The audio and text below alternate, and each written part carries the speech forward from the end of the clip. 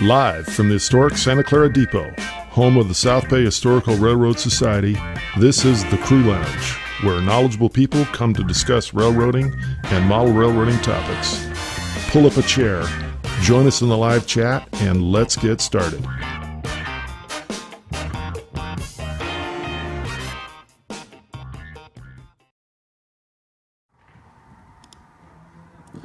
Okay, I think we're starting for real now. So, you know who I am. I'm your host, John Abaticola, and I have notes here since this is our first time doing this. I apologize for the technical difficulty that made us start a little bit late. But since this is the first time we're doing this, I want to lay out some of the guidelines of what to expect. So the program is planned to go for about an hour, and today's topic is the pros and cons of private model railroad layouts and club layouts. We're coming to you live from a building next to an active rail line, which means we'll probably have two very loud trains making station stops just outside the building here. And what we're going to try to do at that point is talk a little bit louder and bear with us. And if enough viewers report back that they can't hear us talking when that happens, we'll pause until the train has left the next time it happens. Our guest panel tonight discusses, as our guest panel tonight discusses the topic, you're welcome to post any questions you have in the chat window.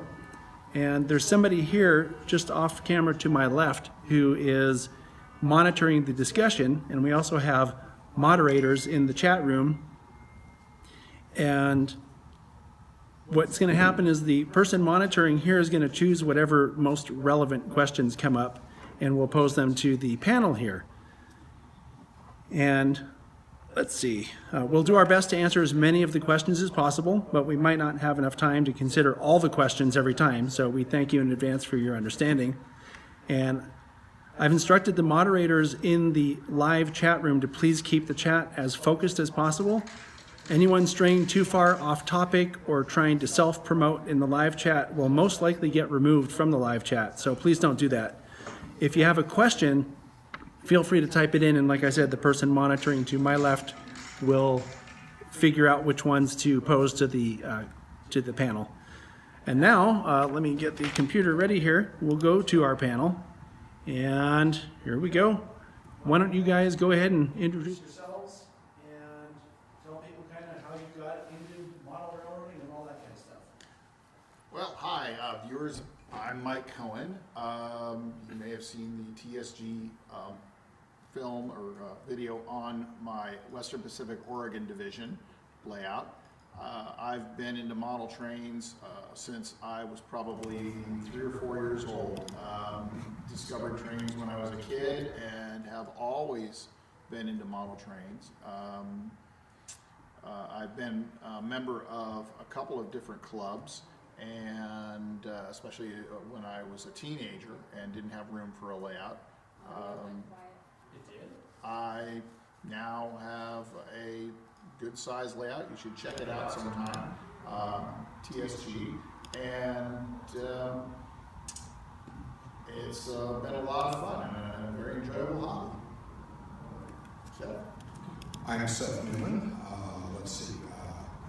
I've got a layout, the Union Pacific Oakland sub, and it's been featured in a TSG video and also in RMC.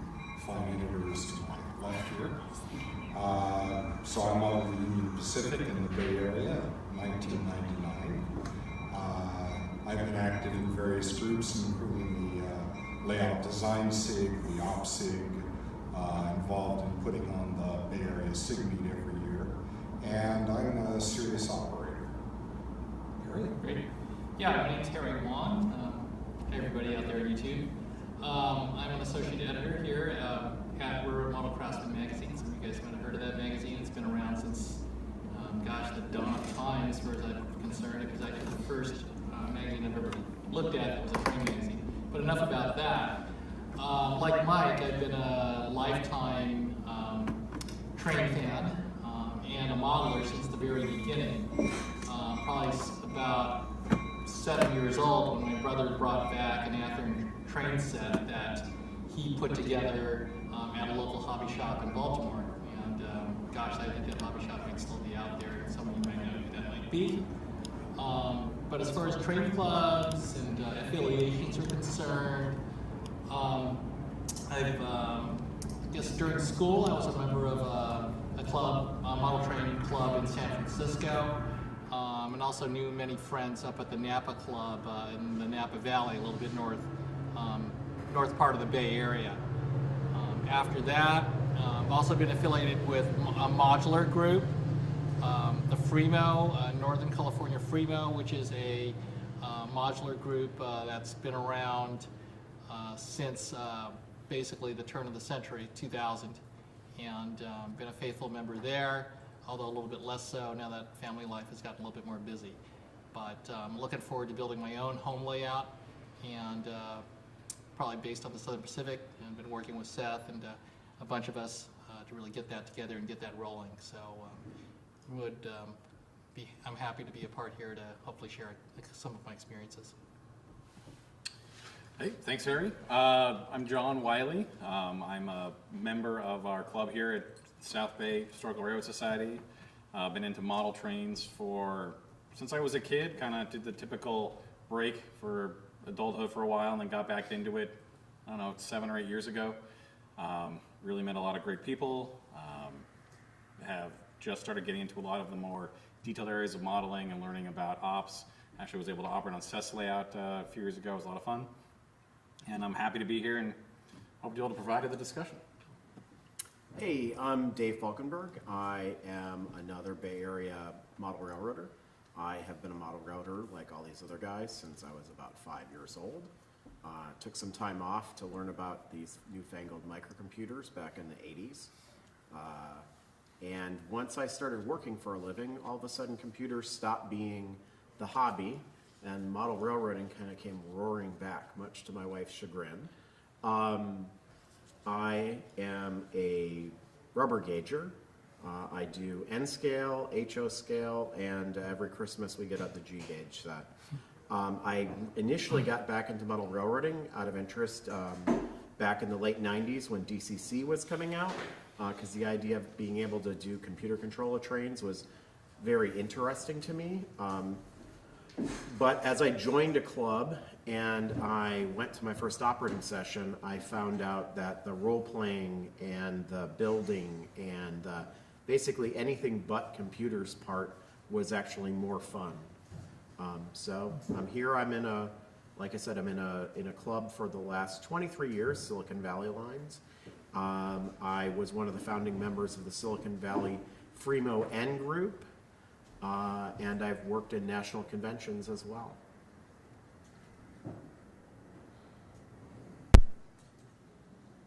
So how about that first question, guys? What aspect of layout or a club is the best part? I'll take that one. You know, from a home layout, there really is no substitute for any time of the day or night. Being able to go down and flip the switch and run trains, or you know, there's a workshop down there too, and that's obviously part of it. I very much enjoy building, painting, detailing rolling stock locomotives and freight cars, but it is a great stress reliever to come home from a hard day of working and just kind of go and just stress relief by running a train or working on the layout. It doesn't have to be operations. It can be the creative aspect of, oh, maybe I'll just do something for 20 minutes or half an hour. I've wanted to do some scenery in a place. Oh, that freight car needs detailing, or I'm just going to pick up a throttle and run a train. So there is nothing like that, to be able to have that ability right at your, in your basement or in your own home. I think there's a question of clarity of vision. There certainly are clubs, so I won't say it never happens, that have a very clear purpose, particularly in regards to operation, but it's fairly rare. Usually, club has a number of people, and you know, to get along and to pool your resources, you need to be able to make sure that everybody involved is, you know, getting what they need, or they won't stay engaged. When you have a private layout, it's more of a benevolent dictatorship, and there's one person's vision, or I hope there is, or it doesn't come out very well. And you know, it's great if that person can accept constructive criticism and good ideas. But you know, sooner or later, people who don't go along with the vision leave. So it does tend to be a little more purposeful than a lot of clubs, you know, just because of the messiness of democracy in general. So I guess that's kind of, you know, where I come down as the benevolent dictator. I'll just add one thing to Mike's comment. I mean, it seems to me having the layout in your home means that no matter what time it is, day or night, 3 in the morning when you wake up, there's some little thing you saw during the last op session that wasn't quite right. And, you know, you're in there, the soldering irons out, the files and the drills, you know, I'm going to get that. I'm going to beat that problem to death, and it never goes away. I think for me, there are some advantages, at least for a club, in that when you do show up, and if you're good at one thing and not good at a whole bunch of other skills like wiring or soldering or scenery, and I just want to run a train, but I've got a nice looking train and I know how to detail something. And I can put a pretty good train together, I can know how to program it, or if I don't, I can get somebody else. There's a great advantage in being in a club in that you have a pool of resources that are generally available to you that, and on the other hand, if you have your own home layout, you don't necessarily have that. And you have to go look for them, look for folks like that, and bring them out to your home to say, can you help me fix this? Or can you help me plan this? Bait them with cookies. Bait them with cookies and pizza. And food's a great common denominator, and yeah, it's great. So, but as far as a club's concerned, the greatest aspect to me as far as joining a club is that you can learn a lot from other folks that are there. And sure, there are, you know, we'll cover that later, I'm sure, what the downsides of each are.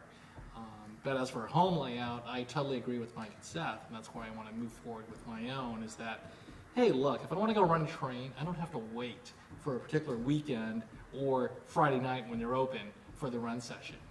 I can just go right in there and do it without having to get my car and get over there, even if I had 24/7 access.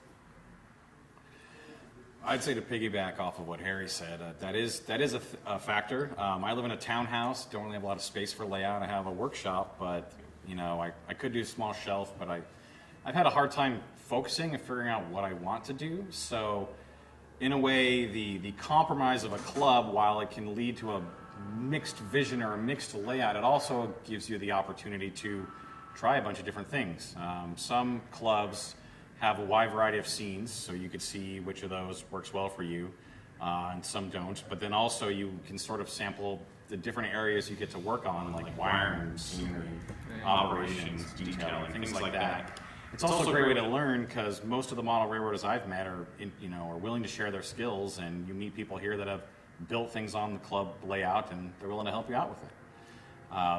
I do miss being able to just sit down and run a train sometimes at home. Just having that 4-foot test track doesn't really do it for you.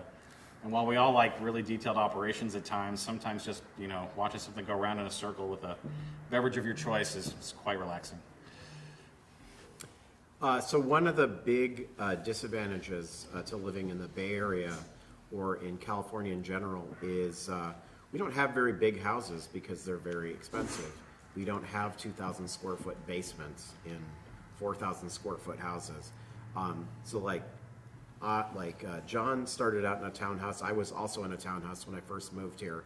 I did buy a house, thankfully, a long time ago, 27 years ago, and but still, it's an 1,800 square foot ranch house, and it's a 3-bedroom house, and there are 3 people in my family, and we don't even have a spare bedroom to put a layout in right now because my son's still with us.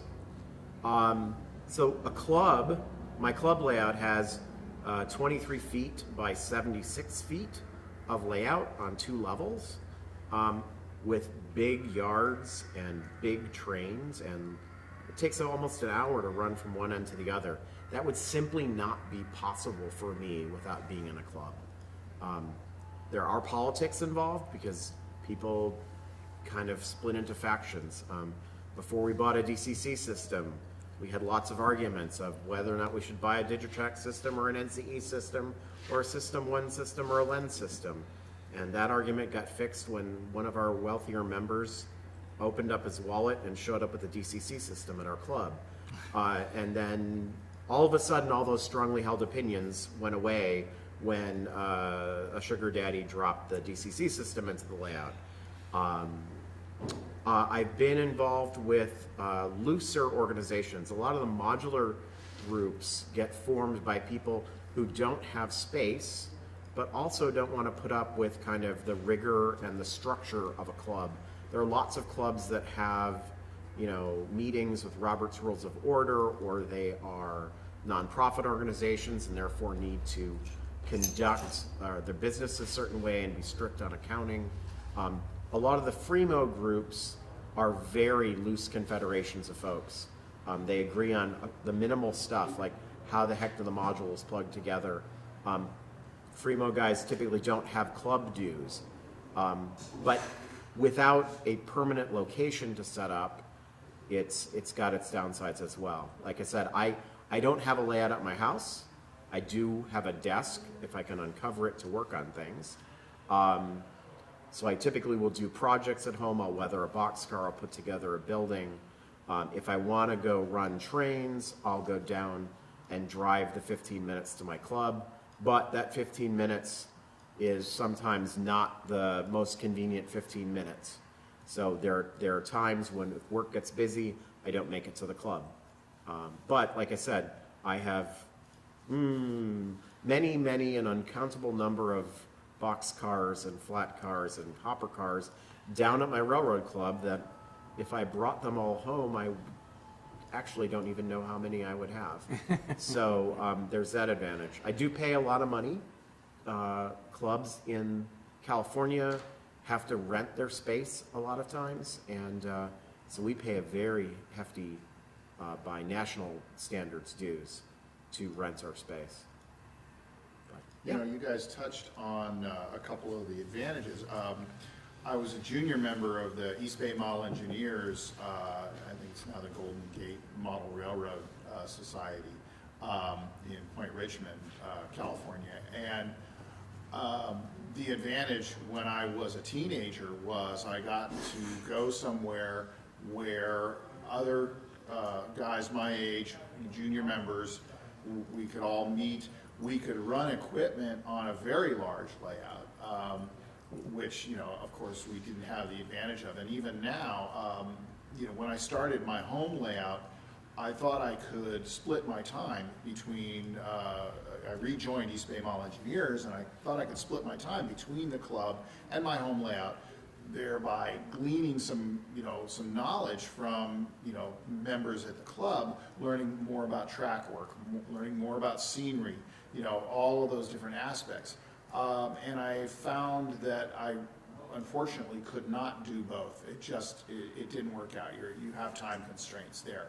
But it was great fun to take a, you know, 3 or 4 unit lash up of diesels and 30 or 40 freight cars, which I can't do on my home layout, and run them and literally run a train for an hour to an hour and a half and not cover the same piece of track twice, because it was quite a large layout. So, you know, size has its advantages, but there's also some disadvantages. You know, you touched on the politics, and that's sort of a hot button issue. But that is something that goes with being in a club. Clubs usually have to have a building they have to maintain, you know, physical space, and all the responsibility that comes with that. Some clubs, you know, if they're open to the public, that's a whole nother aspect of responsibility. You know, if you're beholden to a landlord, you have to satisfy the landlord's requirements. All of that enters into it, so that's something that you have to take into account. But the camaraderie, if you get good chemistry in a club, that makes a big difference too. You know, you get to meet people of all skill levels, and you get to meet people of, you know, all kinds of backgrounds, and so that's an advantage.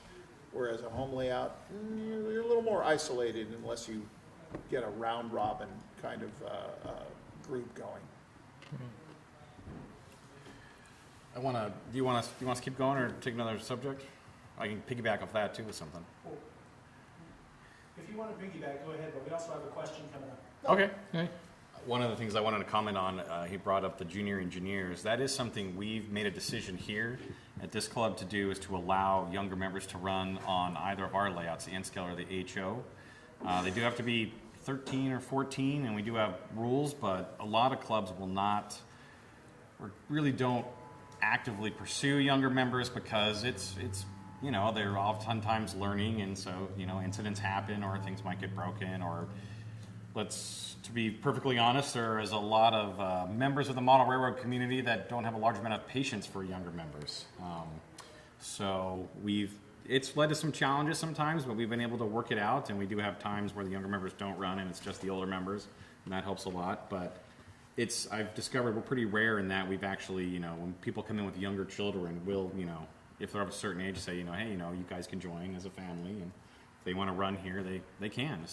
Especially because, you know, especially as a young kid getting into model railroading, you know, you're not going to have a 70-foot long layout, you know, at home to play with.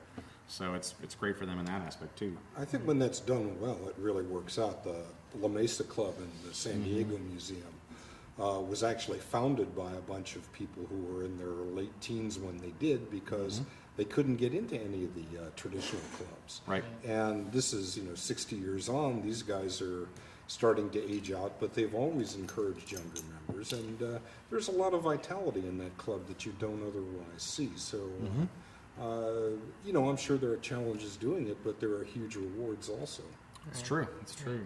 Yeah, flipping that coin a little bit too is, I remember when Mike was a member of a club when he was young, and we were both teenagers in high school and junior high and high school. And I always checked in with Mike, and, you know, he'd invite us down to the club, so we would observe, not run trains, because Mike was a junior member and I wasn't. I was just an observer. But on the other hand, you know, touching upon what others have said, sometimes when you're a teenager or a preteen at a club, you're not treated as well. And that really put a bad taste in my mouth when it came down to the point when I got older, when I said, you know, hey, look, I'm no longer living at home. I'm in school. I've got time to go do a club or join a club. And I learned from Mike's experiences that, you know what, if I can't get along with the folks down there, or if they don't treat me well, I'm out of there. I'll join a club that understands me, where I'm at, and they're willing to give me a shot. Because I felt that I had, you know, hey, I kind of know my way around. I know my trains a little bit better than the older guys here, actually. And whereas I've got still a lot to learn, I felt that, you know, you should probably treat younger members, give them a little bit more latitude and a little bit more of a chance. And so I joined a club that would do that, and I flourished there for quite a few years. Take a question or keep going? Let's take your question. Let's take a question. Hello, caller. Okay, so the question, someone named Heather is asking, and this is actually something that would be a great topic for its own program, but let's talk about it since they're asking. Heather asks, with a layout, how do you pick a time period and location to model? You see what I mean? That's a great topic. And actually, for me, you know, starting out even as a junior member at East Bay Mall Engineers, I had an idea.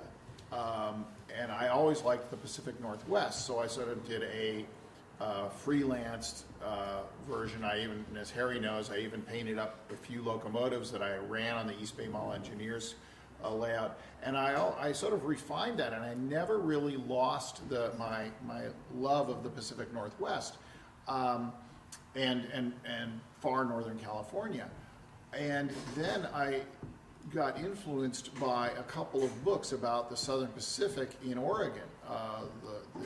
The Austin and Dill books. Wonderful. And I really kind of went, wow, the Cascade line, that's really, really cool. And I would pore over those books.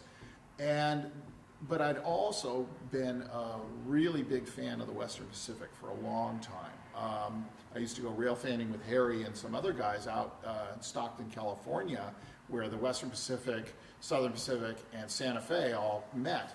And that kind of cemented it. And the more I learned about the WP, the more I liked it. And I thought, well, why don't I do a sort of proto-freelance version of that, where what if the WP built north into Oregon and kept on going all the way to Portland and ran over the line that Southern Pacific actually built?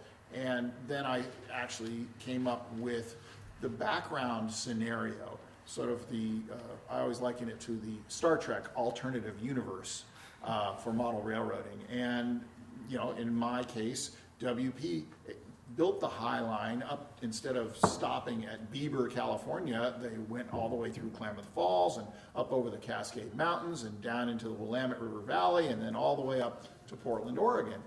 And, so I plotted out the plausibility of all of this, and it allowed me also to figure out, well, gee, if this was the early 1970s or late 1960s, I wanted to have WP operating philosophies, the fact that they had run-through trains with the Burlington Northern and its predecessors, that they exchanged cars in Stockton with the Santa Fe. Well, then I said, well, what if they actually had run-through trains with the Santa Fe?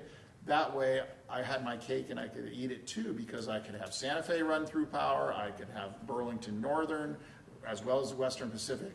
Oh, and gee, what if they granted SP trackage rights? Well, I have some SP trackage rights trains too, so I can have this plethora of trains and justify all my hobby shop purchases. There you go. That's great. So I think the question really, Heather, is that what story do you want to tell? So your railroad, to some extent, is a story you're telling, your vision of the railroad you want to have. And what is that story? For most of us, it's a railroad we knew when we were growing up, or maybe the railroad that we knew when we got back into the hobby, which was my case.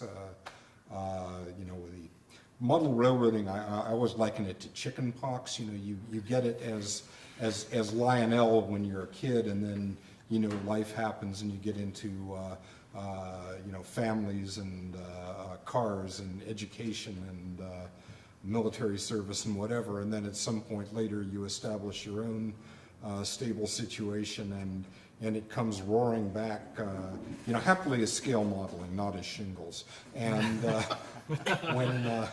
when you do that's Craftsman structures. Sure. Which is a sub hobby and a slippery slope of its own. It's sort of the model railroading equivalent of getting into armor modeling.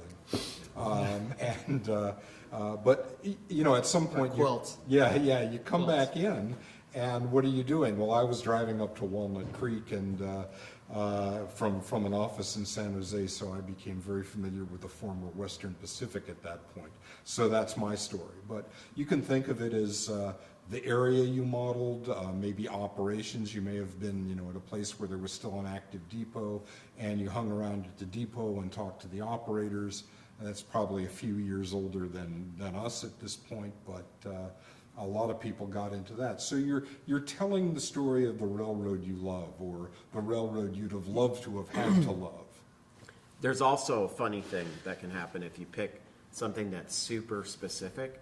So if you're like me and you have a really hard time deciding that you really don't need something, like Jack Burgess has his layout. You've seen it on John's channel.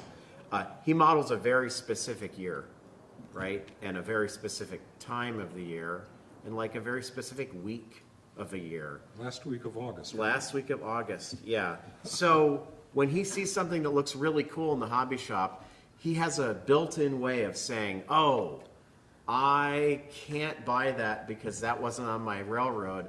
Therefore, whoa, I'm safe. I does won't that spend work? my money. That's I'm not exactly familiar with what that. happened to me. As I plan my layout, I will echo what Seth said in that, we build the railroads of our youth or when we jump back into the hobby. And this is one of the big, I guess, dichotomies or splits between a club layout and a home layout. With a home layout, I can have a very specific focus. I can say, I want to model the Kansas City Southern in 1973. That's it. Because after that month, the SD40-2 started landing or something like that. I don't want to model SD40-2s or whatever that case might be. I don't want to model diesels, so that's why I model, pre-transition era, 1949 Or I before don't the like FTs. August or I of don't like graffiti. 1939. Or I don't like graffiti, which is a great. Or That's for me, since I love the Southern Pacific and I grew up next to the Southern Pacific, when the gyro lights and the oscillating lights started falling off the locomotives in 1986, I don't model anything after that. But other people do because, hey, I remember when all the tagging started and it was really awesome, and I just want to model that period of tagging. Well, that's great, good for you. And here I am with my slice of the pie, which is I'll model that slice of the Southern Pacific in that 4-year range between 1976 and 1980, when I remember all these cool things about it, when New Power was landing in 1978, amidst all the other road power and so forth, and before all the Alcos were retired, blah, blah, blah. So we all have our choice. In a club, and bring that back to a club for a second, in a club I kind of have to have scenery that's more or less generic, more or less fits a generic time period, and more often than not, that leans toward the transition era of 1950s automobiles on the layout, of soda pop stands and things like that, things I don't really care about. So we model what we care about, and that's what allows me to focus. With a home layout, I can do that because I can say, no, I'm not really into that other railroad, or I'm not really into that other time period, and so I just want stuff that I like the best. What did I like the best? And in Mike's case, he likes a lot of stuff. In my case, I like a lot of stuff. So what do? Well, I kind of have to pick one. Which one is the major theme? Just like Mike, he chose the Western Pacific. For me, it's the Southern Pacific, from 1975 to 80 roughly. And so, give or take 4 or 5 years, whatever. The gyro lights are still on. I'm still good. So I feel like the odd duck out then because I still haven't figured it out. I didn't really grow up around a railroad. I remember enjoying trains because I got them as a kid, but there was nothing really running near my house when I grew up, and not even realizing when I was going to school in San Luis Obispo, California, there was a ton of stuff at Cuesta Grade that I could have seen and everything else, and SP was still running. So my purchases have been a little erratic to reflect that, unfortunately. eBay gets a lot of my money. But I have discovered I really enjoy steam. I really like the mechanical nature of it. I find myself attracted to that in a lot of other areas of my life, building things. So I've been trying to use that to narrow things down, trying to keep it on the West Coast because that's where I grew up, is out here. Right. So that's sort of the lens I'm using to narrow it down, but I still haven't figured it out either. And somewhat to the point of somewhat generic scenery on a club layout, being here at the club, I can pretty much run whatever I want to and without issue because it all sort of works. So it makes it fun. That point, because I model, essentially proto-freelance, a what-if scenario, I get to have some leeway. I'm not, a strict, modeler in the sense of, if it ran, before 1969, I'm not going to model it or something like that. Even though my era is generally late 60s to late 70s, I do what some modelers call FUBIs, and that is a locomotive that a railroad didn't have. One of my favorite things to do is my what-if scenario with the Western Pacific. Western Pacific never had or never owned 6-axle diesel locomotives. They used everybody else's, the Burlington Northerns, Union Pacific. There was lots of other railroads where they would borrow the power. Well, in my what-if scenario, WP bought their own, and so I have some 6-axle Western Pacific locomotives. I have stuff that Western Pacific never had. I try and be faithful to the Western Pacific practice the correct paint scheme, the proper details as WP would have applied, the horns or the sunshades or the lighting packages, etc., to those locomotives so that it's plausible. And for me, that's really important. The plausibility. Could this have happened? But the other side of that is, if it's your railroad, run what you like. Run what you want to. You don't have the constraints of, if you want to run a Dash 840C and coupled up to a steam locomotive, well, that's your thing, and go for it. That's what's great about this hobby, is it's broad enough that you can do and model. Yeah, what nobody's you want. going to land a black helicopter on your roof because you suddenly pulled out a Need to Penzie speak to you, box sir. cab and started running that thing around. Exactly. And you find yourself slammed to the floor suddenly. Harry, that's only because you can't hear the black helicopter. You better check, But you might get a drone or two, and they're really small now. They're really small. Kind of a point. That's why you build your layout in the basement so the drone can't see it. Yeah, exactly. Make sure you wear your tinfoil hat at all tinfoil times. hat. Well, but actually, a good point about freelancing. Most of us know Don Morenzi, who's done a Alaska. superlative job of a fictitious railroad in Alaska that's a combination of the Alaska and the BCR. And his point was, well, I wanted all these scenes and they didn't exist on one railroad. He's a very serious rail fan, knows exactly what he's looking at and what exactly it should look like. And that's how he did it. Now, I asked Don about that once, and his comment was, well, you could have your favorite railroad in the world, but you like Alcos and they didn't have any. Or they had Alcos, but it was the world's ugliest paint scheme. So, you kind of adjust reality to tell the story you want to tell. I about fell out of my chair because I always liked Santa Fe engines, and as a kid, because you get one in a train set at some point in your life. At least you did in the 70s, or in the 60s, and the 50s. I wasn't around in the 50s, but In the 80s too. in the 80s too. But I also liked rail marine and car floats, and I liked street track.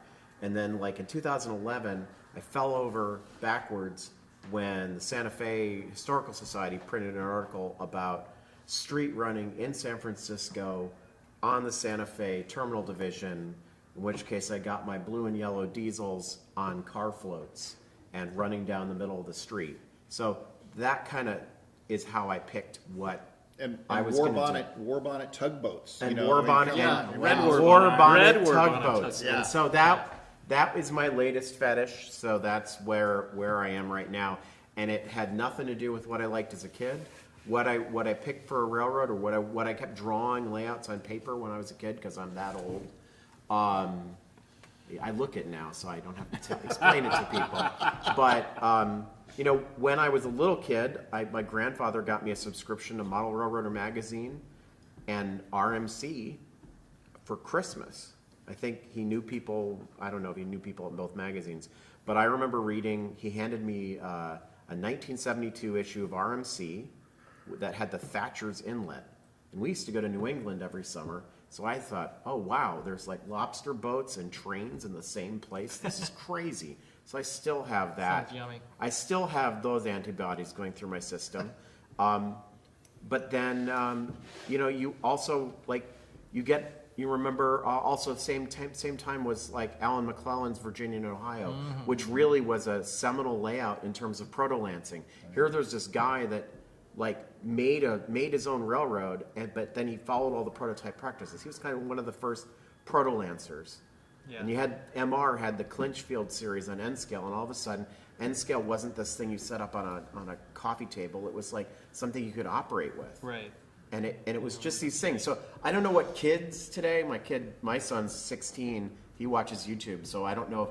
I look back to these magazine articles or these books or the picture books from Morning Sun that came out in the late 80s, early 90s as really influential. I don't know if kids today are going to be like, hey, look at this YouTube video I saw of Tehachapi in 1986. This is so cool, right? I mean, that's maybe what they're going to harken back to. Or they're going to be like steampunk people. And You know what I back when really kids find played out with that's trains. interesting about YouTube is that there's just so much content. You know, back then when we had MR or RFC back in the 70s and 80s, It was it. you could remember specifically which month and which article Yep. where it was. Yep. Today, do you recall the URL? Who was the publisher? Yeah. You know, and so now when I go shop for a car or shop for a train that I don't know anything about, I might go look at a magazine, sure, of course, but then also go, look online too and see what else I can learn from discussion forums and so forth. So there's just so much variety in how we can learn about a subject these days. So many different ways. And the so many learning different ways. occurs faster because of online content. And online people that you communicate with. I'm amazed to pull up videos of people doing incredible scenery, and it's not just look at what they did; they show you how to do it. Right. And then Like you Luke Towens. Luke Towan exactly. in Luke Australia is Towan is just amazing. amazing, and Kathy Millott. Yes. Right. And this is they go through the steps. This is how you do it. Now your results may vary, but at least you see the steps in the process, and you can try and mimic that. And I think it makes us all better modelers because we do have that access. Back back in the day, Model Railroader and RMC were kind of it. That was your conduit for information, and now. Yeah, and you got 6 color photos per article, and that was it. Exactly. Now you have a half per hour issue, video. per issue, yeah. Per issue. Yeah. Now they're all colored. Now they're all colored. It's true, but it was still 6 photos. Question. Right. Next question?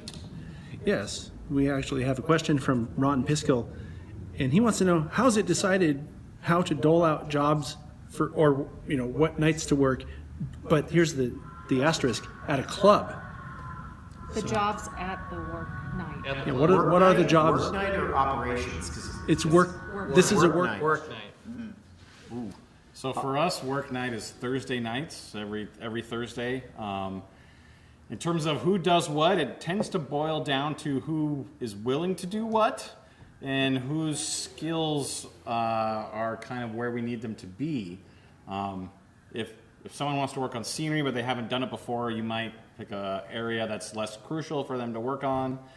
Well, now that I say that, we've actually moved away from that, at least on the N-scale layout, that sort of thinking. At this point, it's, we let people try things. And if it works out, great. And if it doesn't, we just start over. It's, we're not making fine china. And for the most part, things like plaster and paint are pretty low cost. So Scenery all comes up with this nice spray of Exactly. India ink, or not India ink, but alcohol. and India ink too. If you just cover it, make it all black. No one knows. black. If you really wanted a black cave, you're good. Yeah. Yeah, but you but also- shouldn't be afraid to try stuff. Yeah, exactly. And And do it over. And that's we've been trying to cultivate that atmosphere a lot more. Don't read the Give it a comments. shot. And when you post your work online, Never read the comments. never read the comments. That's because, true. like, Don't read there's- your own reviews. You see these people who post these amazing things, and then somebody posts something that they're new, and they put it together they put a plastic model kit together with school glue, and they sprayed it with Testors Gold Flecks and sparkles, and then someone just totally destroys them online, and that's totally not cool. Right? I agree, I mean, yeah. everybody's done it. I think Brett Wiley was talking about, he does a percussion structures podcast. He would talk about how when he was a kid, 14 or 15, he built this whole barn out of popsicle sticks, and now he laughs at it, right? But he spent a week on it or something, and it's if he had grown up on the internet, You never would have tried because people would just be out of the hobby. You would have been out of the hobby. And my philosophy has always been, at least online, is to give words of encouragement and say, wow, good for you. There are so many hobbies out there. We're not by far the only ones. So you want to encourage beginners to say, hey, try your best. If it doesn't work out, try it next time. Try it again. And if they ask for feedback, try to be honest without condemning them. Say, hey, we were all there once. Where we were throwing together. We're all there our first multiple kid. times. Yeah, nobody's an Continuously. expert. It's still there. Still learning. It's still there. Still learning. Someone I with have wisdom. over-weathered, I have very expensive KD boxcar. I'll use it as an example that I bought. I think it was probably like 25 or 30 bucks, and I wanted to rust out the roof. And God, that thing is ugly.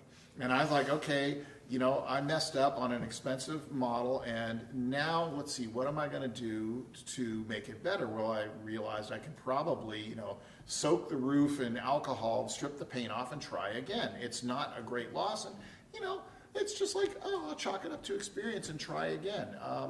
And that's actually one of the joys that I get about it. One of the things I love doing is sitting down at my workbench and weathering freight cars, and making it look a little more unique. Maybe taking a logo off a commercial tank car, say, when you want to model something that's more mundane rather than splashy and flashy, and weathering it so there's like, oh, that looks just like the freight car that I saw yesterday, in the Oakland yard or something like that. But yeah, keep trying and you will better your skill. And if you get the naysayers, well, tell them to go pound sand, and keep going. Or you could tell them something else you didn't mention. Yeah, I was going to say the other thing is, so they talked about work nights at the club. So one of the things is I also do besides model railroading is FIRST Robotics, and we have a big system involved with mentoring. And so the deal is that in a club, you have people who are really good at stuff, and you have people who think they're really good at stuff. They're not necessarily the same people.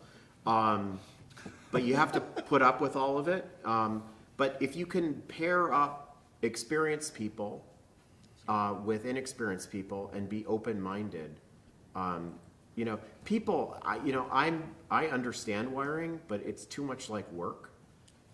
So I don't enjoy it. I enjoy doing scenery. I enjoy building structures. I enjoy operations.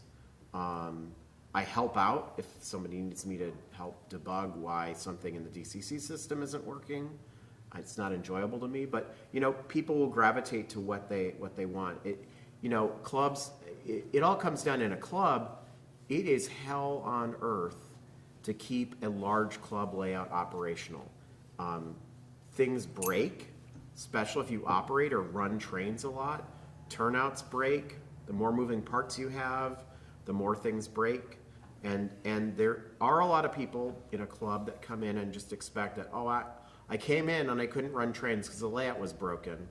And none of them may know how to fix it. And there's typically a class of people that come in and do all the fixing and are so tired after they do all the fixing, they don't ever run anything. I hear somebody might know something about that, but it's pretty universal. But pairing people up, don't beat people up, encourage them. I had another perspective on this from the work assignments in a club role. We're doing a big remodel on the N-scale layout right now, and I've been helping with that quite a bit, as someone alluded to. And we're going to need, I don't know, 200 LEDs soldered to things and 100 push buttons soldered to things when all is said and done. And I don't want to solder 100 push buttons by myself. So I asked around, and a number of people, turns out, wanted to learn how to solder but didn't know how.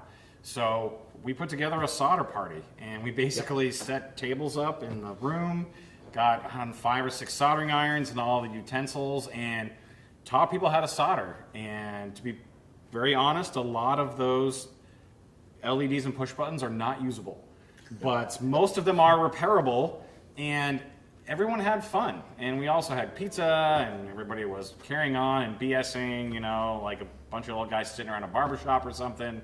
It was fun. And we actually did it a second time, and people improved. And even our intrepid, YouTube personality, host, entrepreneur here learned quite a bit of soldering technique, and said he had a good time. In flux you trust. In flux you trust. I was going to suggest pizza grease is not flux. No, but it does make the LEDs slide into the LED holders much better. That's true. Well, when I was sort of splitting my time between building my home layout and my associate membership at East Bay Model Engineers, they would often, pair people up on a project, and I noticed that people would gravitate, towards something that they wanted to learn or knew something about. And so they would try and find a good fit. And it might have just been spraying spray glue on, plant armatures and sprinkling ground foam on them to make trees. And then you might graduate towards, okay, we're building structures, for their model of Colfax on the Donner Pass line. And that's kind of what happened to me. They said, well, can you do this? And I said, well, yeah, I can build a structure, and I built part of Colfax. And that's kind of neat because, and I hadn't done many trees, and that skill transferred to my home layout. So if you're in a club, Gee, Oregon, did you need any trees? one or two. Start at the back and work forward. Oh yeah, yes. Oh yeah, definitely. Yes. Well, I discovered that my local Chinese restaurant would just give me big stacks of chopsticks, and you put a chopstick in a pencil sharpener to sharpen that tip and maybe shave it down a little bit, and you get away from the bamboo skewer tree trunks and you get something more substantial. And by being in that club and learning that, well, a member showed me, oh, you cut the top off the chopstick where it tapers and you glue it, you drill a hole and put a toothpick in there, and then you vary your height so they're not, all the trees aren't the exact same height. Right. Little things, how to pull apart furnace filter and cut it up so that you could stack it and make a tree. All of those things, I learned at this club. And then, I took those skills back to my home layout. I realized, like I said earlier, I did not have time to do both. And eventually I had to resign from the club and focus on my home layout. I'm still, however, on very good terms with the members of that club. I see them in the, groups all the time, go over to that club now and then. And the other venue that I really want to emphasize is that I joined the NMRA, the National Model Railroad Association, and have made a great deal of friends and people of all different skill levels, all different backgrounds, and now am a part of a round robin group in the East Bay here in the Bay Area. And each person has a home layout, and we go around and we help each other out at each other's layouts because many hands make light work. And in a club, you've got all those people. This is how we do it as home layout owners. And I know Seth, for years, I'm still on Seth's email list for the Monday night work nights, and you get people coming over to your layout on pretty regular basis, helping out. Pretty regular. Certainly wouldn't get as far as it has gotten without them. Right. I think for me, as far as learning things and so forth and finding out which work night and so forth, I've learned a lot just by hanging out at work nights, whether it be at a home layout or, at the club in the middle of the week or whatever. When I had time, I would come down, or even in my Fremo group, which was a modular group, an HO Fremo group. We'd meet on weekends for work sessions. And those were a great time for me because I only knew my skill set was rolling stock and detailing and painting rolling stock. That was my home turf. Beyond that, there was a little bit of scenery. Yeah, I'm okay at it. But when it came down to bench work, that was an entirely new world for me, generally speaking, outside of the 4x8 I had when I was a kid. So from them, I learned a lot of lessons.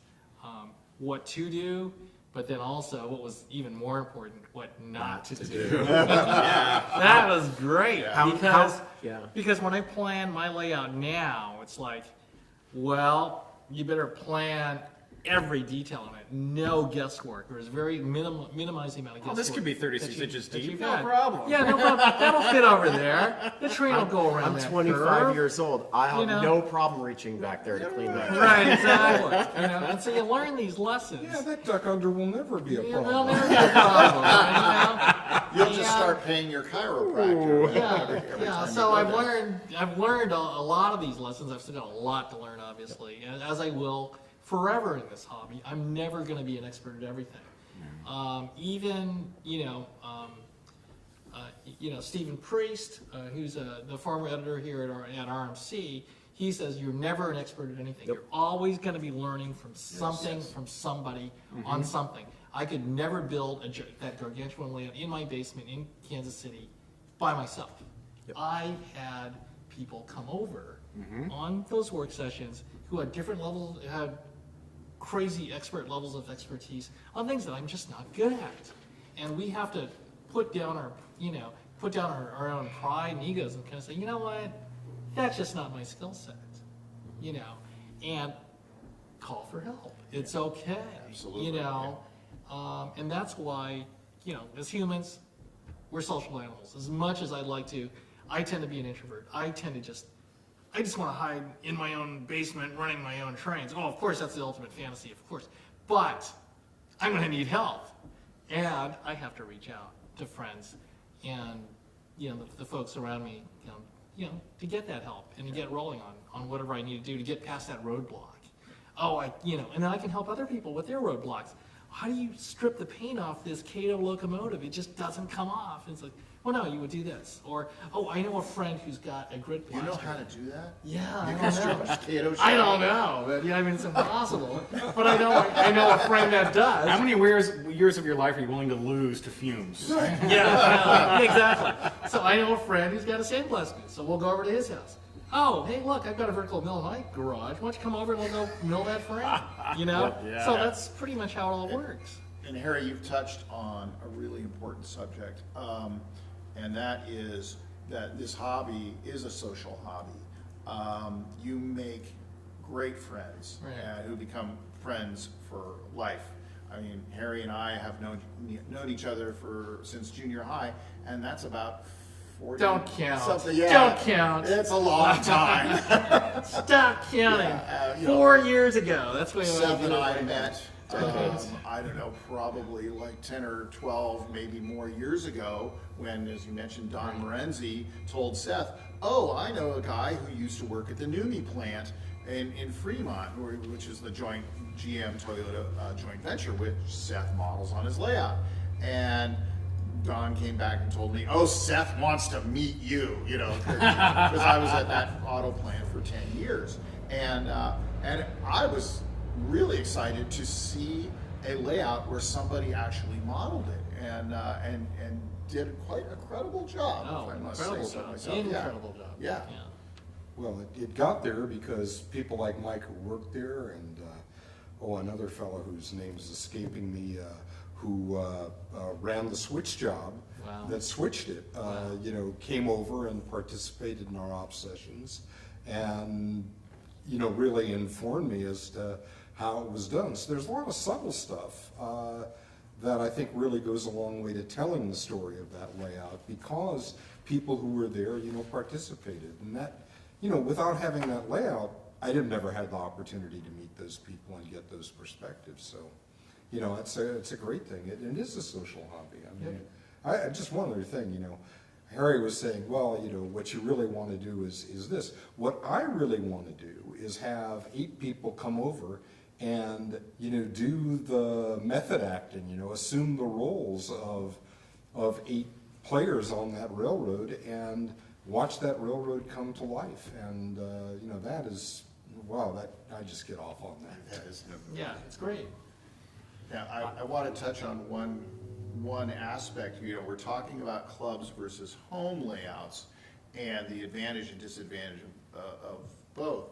Well, I'm actually going through the disadvantage part, and that is if you have to relocate, well, that layout comes down. And, my wife and I have made the decision to relocate outside of the San Francisco Bay Area, which means that I've got to tear that layout down. And that is going to be difficult. The advantage is the next layout, I will already have all the rolling stock, all the structures. I can salvage a lot from this layout to build the next one. And the next one will have, all the things that I learned building this layout. This was probably the most complete layout I've ever built. But you are going to be laser focused next time. Laser focused next time, yeah. And those aisles are going to be nice and wide, and it's going to have really high ceilings so that my taller friends will actually be able to stand up in my layout room. So, you deal with the aspects with the space that you're given, with the constraints that you're given. And sometimes you make those aisles a little too narrow and then it becomes a choke point, that sort of thing. So I don't feel... But I could get one more track in. Yeah, exactly. There you go. Yeah, exactly. And the thing is, operating the layout and hosting ops sessions and everything, I always asked for feedback after the ops session. And and constructive criticism, and because of that, the layout operates much better now than it did when I first opened it up to ops sessions. Yeah, as I'm planning my new layout on my own, I have already found points where it's like, man, I just can't do that. And so I call in friends like Seth, and Byron, and Mike, and so forth to help me get past these certain roadblocks. I tried laying out this switch ladder. To my yard on a curve and all this and that. And it was just crazy trying to do it on CAD. And then I just handed it over to one of my friends, and he just kind of noodled on it for a few hours and said, here, try this. And it's like, hey, that actually works. And I don't have to buy all these special custom turnouts in order to do that, or custom turnout templates in order to go build those. And so, bam, one roadblock down, and I'm on to thinking about the next roadblock. Well, okay, how am I going to go do all the benchwork? And then on and on and on. John, go ahead. Oh, thank you. We do have another question. Also, I just wanted to let you guys know that we've passed an hour. So already? We were planning to go for an hour here today, and we can wrap this up. Maybe if you want to do one more question, again, wrap things up. We just got a good head of steam going. Yeah. Are we going to start the broadcast anytime soon? Yeah. This was going to happen. So, but thank you guys for your time and for being good sports about this, especially with all the problems in the beginning. But the question is actually someone checked this question, and it was a question I had also, which is, how do you guys see how modular groups fit in? Because they're kind of a combination of private and club, aren't they, in a way? I think for me, it was a good fit for my lifestyle at a certain stage in my life. When I was into my career and into a new house or a small house, my first house, where I didn't really have the room. Like you say, we don't all live out in Kansas City. Well, some of you guys do that are out in the Midwest. God bless you, because you have everything you need. There's no excuse not to build a home layout. But for me, a modular group fit the bill pretty well because, like you say, it's a hybrid, right? You've got some level of coordination between all the different members or participants, as it were. In the FREMO world, whether it's HO or N or whichever scale FREMO is implemented, like Dave said, it's a loose confederation of people. We don't even call ourselves not a club, a member, yeah, or a group. We'll call ourselves a group. Sure, we are, but we tend to avoid labels, as it were, because everybody's more or less. It's more or less an egalitarian. It's almost like a commune or something. Anarcho-collective. It's like a commune or a collective. It's more we're not like robot board It's more collective. libertarian, right? Yeah. But we'll stay away from the politics end of it, because I was at a point in my life where I just did not want politics to have anything to do with my model trains. Not in the political, newspaper world of politics, but in the world of interpersonal politics within a small group like you would have in a club that would require itself to have all these different bylaws and quorums and all these different things when a meeting is called to order. I didn't want to have to deal with any of that. All I wanted to do was, let's build a layout and let's run some trains. And a modular group fit very well into that model, especially a FREMO group that I'm a part of. So yeah. Wiring on modules is really awesome because you can flip them up.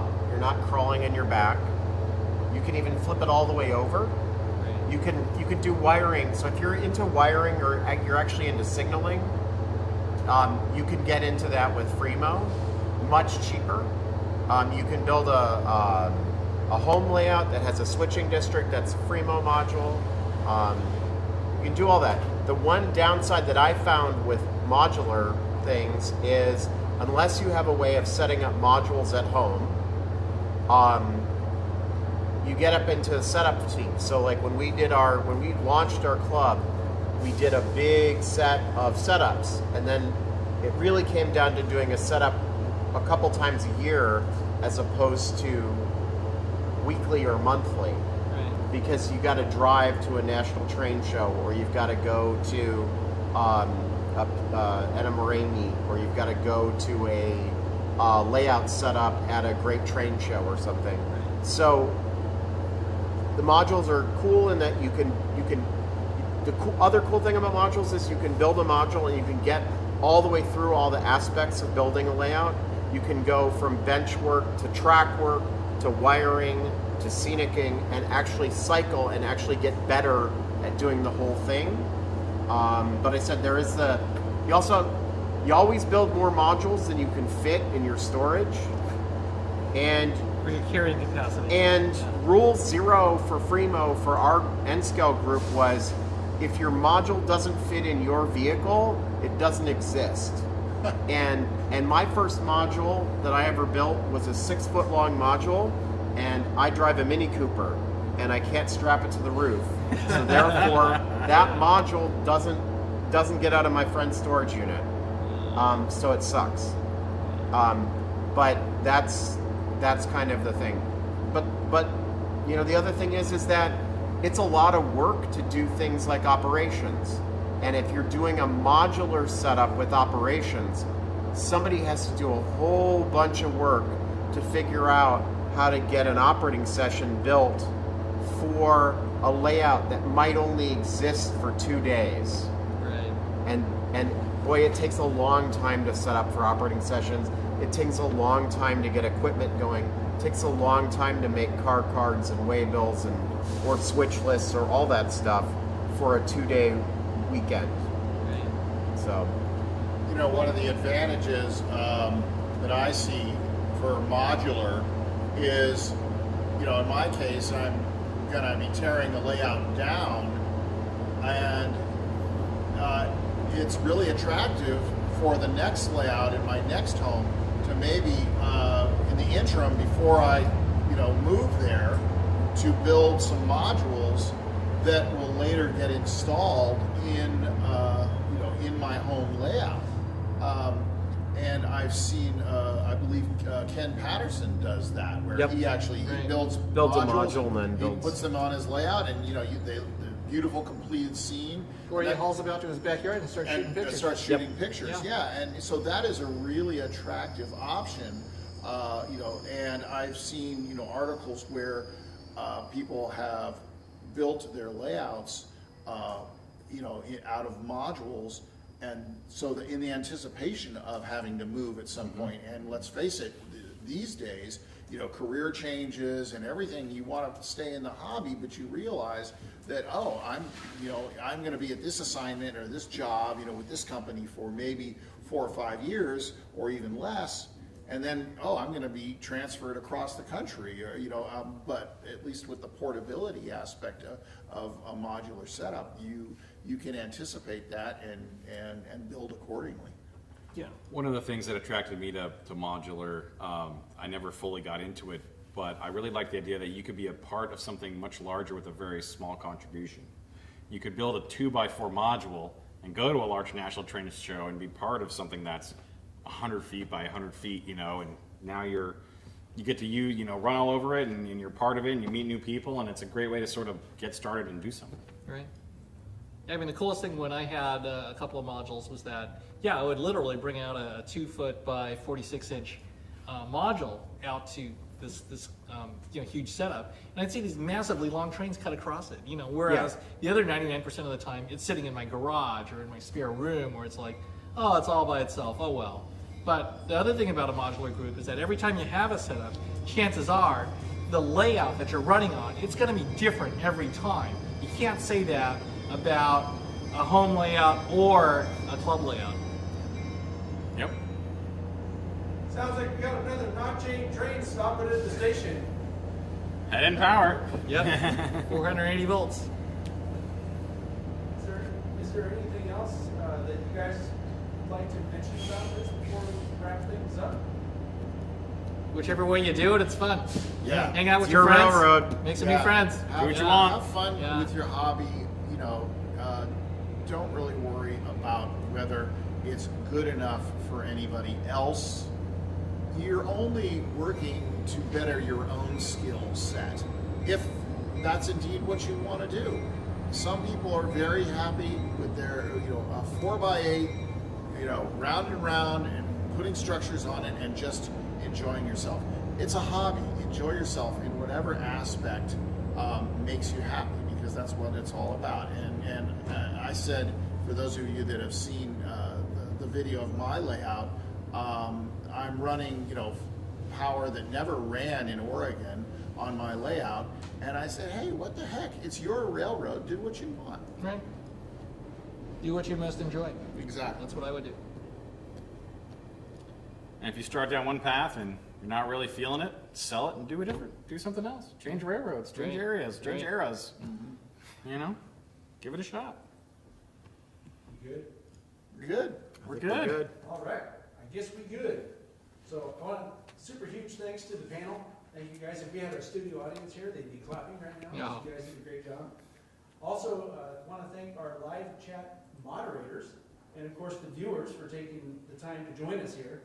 If you have an idea or a topic that you'd like to see discussed on a future show, you can send it to perspectives@tsgmultimedia.com. And I think we'll just see you all next time. Thank you so much.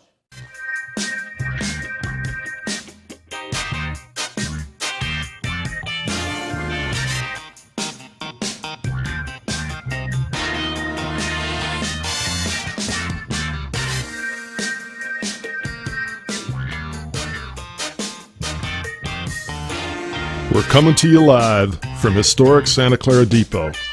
This is Itchy from Itchy and Scratchy. We're at the home of the South Bay Historical Railroad Society. This is the Friggin' Crew Lounge, where knowledgeable people come to chit-chat about railroading and model railroading topics. Pull up your chair, join us in the live chat, and let's get started, all you foamers and followers. Itchy from the Itchy and Scratchy show. They donate. Yeah, they, Oh, it's a the Patreon donation thing or something? mechanism in